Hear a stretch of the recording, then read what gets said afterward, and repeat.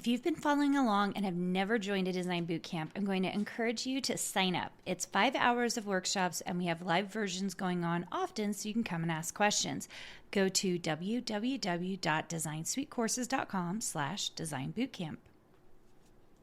If you have been struggling to get sales from your design work or understanding what you really need to do to make money, I have the workshop for you. On September 23rd, I'm hosting my first ever Profitable Designer Workshop. This 1-day, 3-hour workshop is only $97, but I have a discount for all my podcast listeners. Go to carinagardnercourses.com/profit and put in the code podcast for $50 off. I can't wait to see you more profitable. Welcome to the Make and Design Podcast. I'm your host, Carina Gardner. On this podcast, we're unraveling the everyday joys and dilemmas of design, making, and business.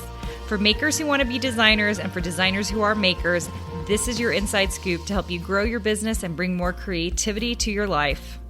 Hey guys, Amanda Niederhauser is with me again today. I'm so excited to have her, and I'm so excited that she was willing to take the time because she's not from here. No, I was driving and I'm like, yeah, let's go to Carina's.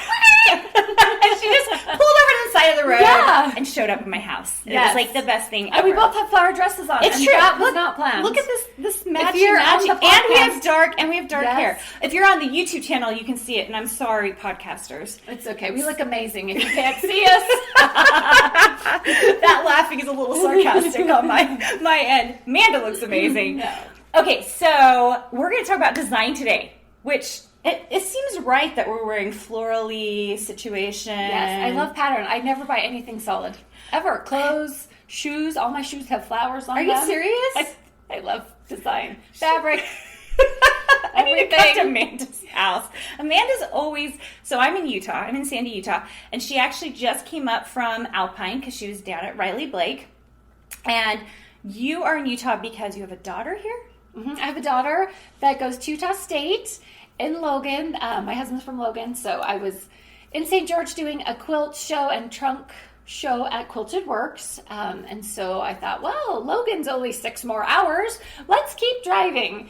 So I mean, it's so reasonable. Yes. That seems like the reasonable thing to do. So, but if your daughter's 6 hours away, you just go. So anyway, so it's been fun. And I loved coming to Utah because I can visit my friends at Riley Blake, and most of the designers live here. So I usually get to see somebody. There are a few of us here, fun. Right? Yes. No one's in California, but we have the beach.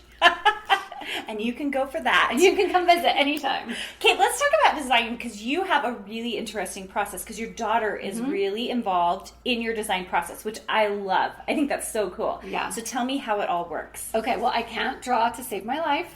Even my stick figures are a hot mess. So how am I designing fabric? I wish I had a pad. Well, I have a pad of paper here. That's really funny. Design us. We'll do that.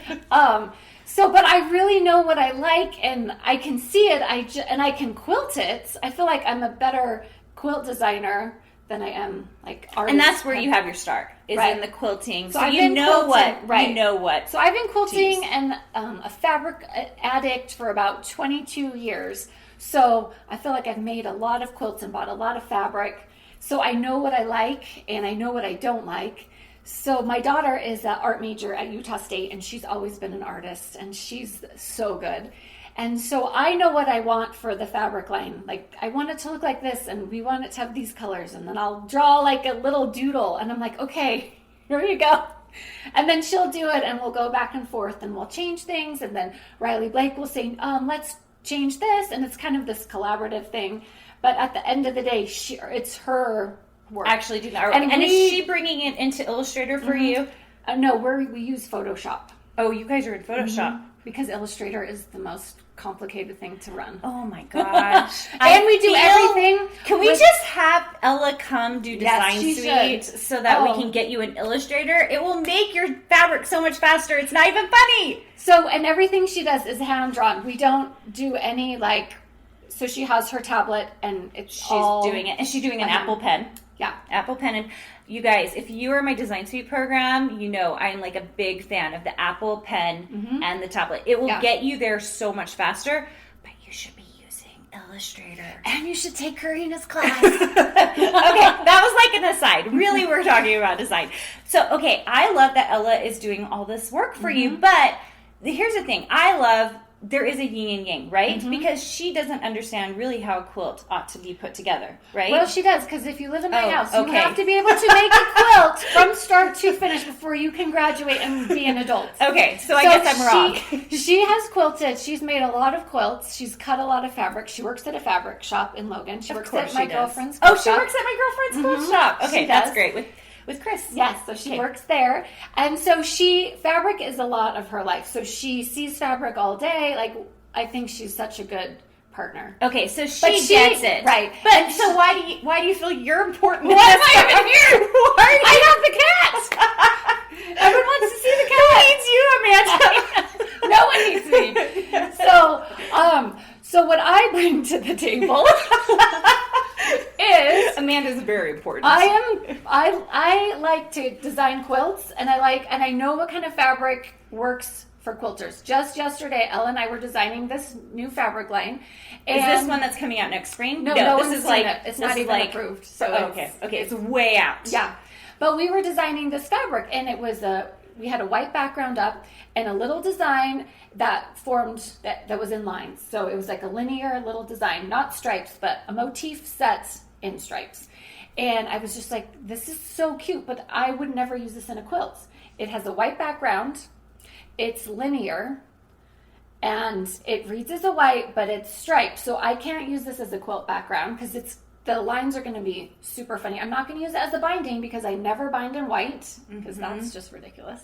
And so this does not work in here. So instead of offering it as a white background, we just switched it to a solid, which is much easier for some reason to cut up and put in a quilt or use as a binding. So you just changed the color? Yeah. What color did you change it to? So then we don't want to know what this fabric is. It's okay. So now there's 3 colorways. It's a navy background with a white line. It's a green background with a little bit light, and then an orange background. Okay, I like that. So that's awesome. It's a solid. Yeah. Yeah. But it's super cute with the reverse, but there's nothing. I'm like, I would never sew with this. It is so true. It's so funny because I actually love the low volume look. Right. And every time I try to incorporate it into one of my lines, I get very frustrated because I find myself being like, but then I can't put these together, and then I can't put this one together, and I end up always throwing them all out. Yeah. In fact, in Ava Kate, which is my most recent line, I have one cream background and all the rest of it. And usually I try to incorporate 2 or 3, and I just couldn't this time. Yeah. It just didn't work. Yeah. I love having a lot of low volume options. In Scaredy Cat, I think we had 3. We had bones, shapes, and then we had the little birds. But that was a Halloween line. Yeah. But they were all low volume, and you could use, I loved having those options as quilt backgrounds. But it doesn't work for every collection. Yeah, because I agree. It doesn't. I think I have a ton of low volume things in my Halloween line as well. I just think it's easier because you want that black and white Maybe contrast. That's what it is. That's my feeling about Halloween. But hey, if any of you guys know of great lines that have a lot of low volume but isn't low volume, okay, that's the tricky part, right? It's either like you're all there in low volume, right. or you're like, it's just kind of tough. Yeah, so it is. So when we're designing fabric, I'm always thinking, how is this going to make a quilt? So it's nice because I'll design the quilt as we're designing the fabric. And then I'm like, we need another, scatter print in another shade of blue to make these quilts work. So let's get one of those. Or this one, I can't fit it in anywhere. So I think that's how Ella and I balance, because I can rein in the art and know how to make it into a quilt. And then I sew the quilts, and then I do all the marketing, and then she's just living her life, and I'm doing all the sweat work.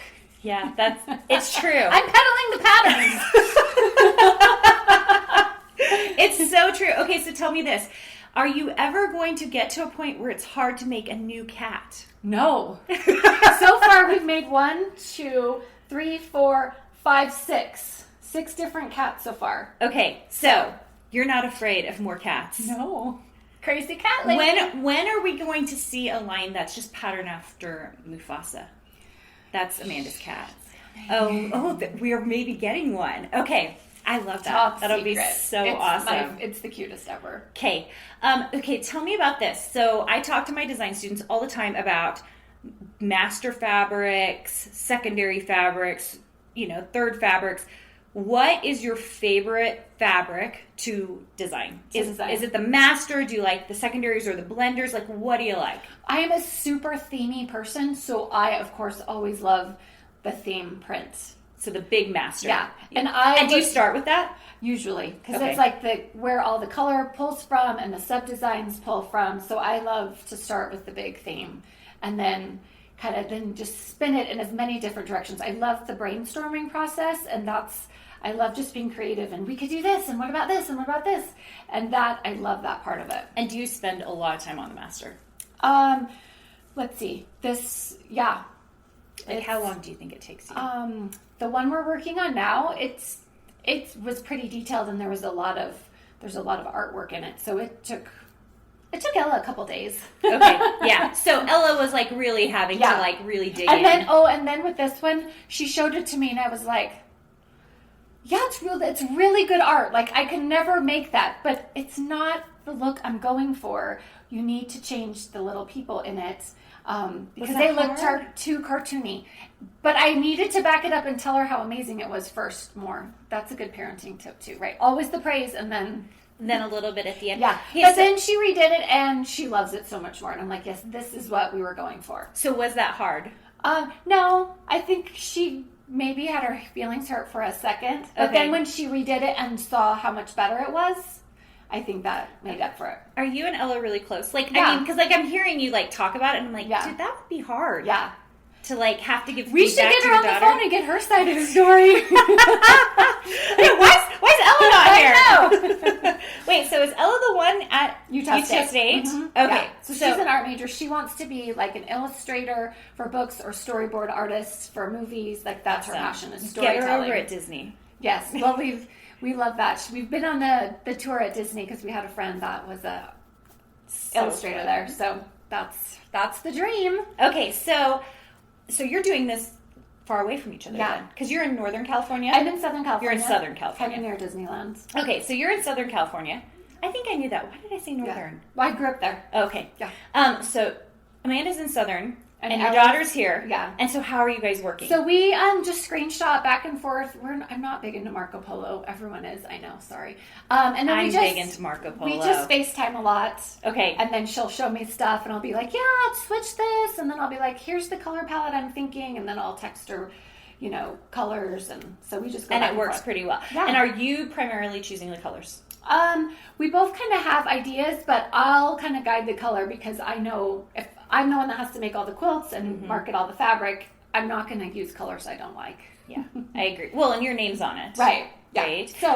So we kind of decide. Okay, so how long from start to finish when you're working online? Now, this doesn't disclude the fact that any fabric manufacturer you work with, very many times you'll send in a line and it gets rejected. Yeah. Right? And even if I've been with Riley Blake for 14 years. Time. Long time.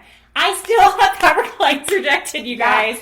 And we turned in one last May, June, and we went back and forth, and it just it's still in pieces. It didn't work. It never got off the ground. We switched and went to something else. Yeah. And that's hard because every time Riley Blake is so good to work with, and they're so nice, and they never say anything but, bad or hurtful. But as a designer, you're sending in something you've worked hard on, and you're just like, I hope they like it. Fingers crossed. I know. You are fingers crossed the whole time. Yeah. For me, it's more because if I know they'll eventually take a line, right. It's more oh my gosh, how many hours? So that was my question. How many hours does it take you and Ella to get a line together? And it's then a long turn time. it in? It takes a long couple of months? Yeah. Couple of months? Yeah. Because I was thinking the two-person... So I'm designing by myself, right? Mm-hmm. And I can't just even get around to my darn line. Right. I have to go shut myself up somewhere. Videos. And so, for you to have to go back and forth, I would assume, that takes some time. Because it's when one person has time to actually draw it, and one person has to choose the colors, and then you're going back and forth. Yeah, it takes some time. And then Riley Blake is really good because they won't just flat out reject something. They'll offer suggestions. This isn't going to work because they know their company way better than I do. They know what's going to sell and what people out there want.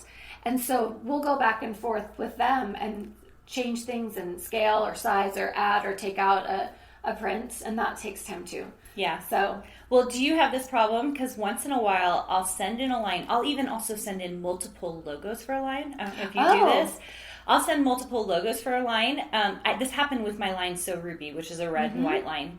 And I sent in like 3 logos, and they had accepted the line, and I actually had no idea what the name of the line was. Like, because they chose. Like, I just sent them all the artwork, and they chose. And then, like, a few months later, I was like, so what did we call that? What is the line? Like, what is actually the name of the line? You probably don't do that. You're probably more specific. Yeah, I usually, I only have 2 and 1 in the works, so 3. I think we've just agreed on the name of the collection. Okay. From the beginning. Well, and you're so themey. Yes. I bet it was easier. Like, I love all your cat name, like meow. Like, it's just fun. Like, you can do that. Whereas all the time, I'm doing a floral line. It's like making up stuff. Right. Right? I'm kind of jealous of you for that. No florals over here. I love florals, but maybe one day, Amanda. Yes.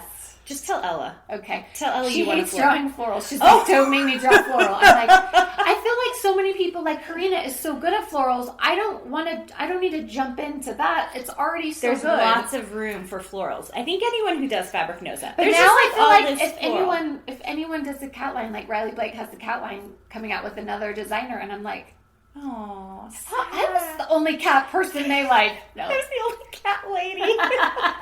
I'm gonna step it up.